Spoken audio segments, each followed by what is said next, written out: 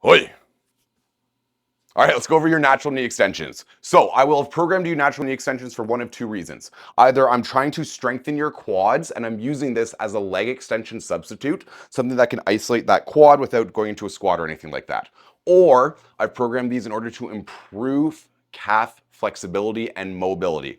So regardless of which one we're doing, we're gonna start by going into that kneeling position here. Kneeling position.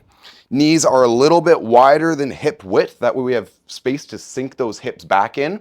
And there's two different variations of this. First one is up on those toes. This is going to be easier as you're going to have more leverage. The second one is with the tops of the feet facing down. This is going to be harder because now you've completely taken out any calf recruitment and it's all quads. So start with that toe one, up onto those toes. From here, we're going to lock the body out from our knee to our hip, to our shoulder, to our head. This is all locked out, everything nice and strong. We're gonna lean back, lean back, lean back, nice big stretch in those quads and in those hip flexors, and then we're gonna drive upwards. So we're recruiting those quads and isolating them completely. What we want to avoid is coming down and breaking at the hips. At this point, we've lost tension on the quads, lost tension on the hip flexors, and now we're gonna have to incorporate glutes in order to hip thrust through.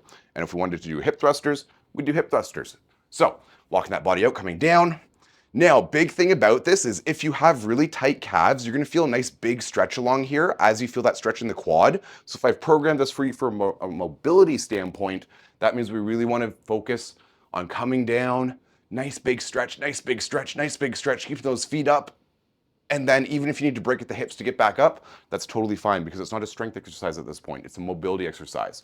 Now, the harder variation, toes on the ground, tops of the foot on the ground, sorry, is going to take away that leverage, and that is fucking difficult as we come through. So whichever variation I've programmed for you, make sure to keep that core tight and a nice straight line from knee to hip to shoulder to head. Catch y'all later.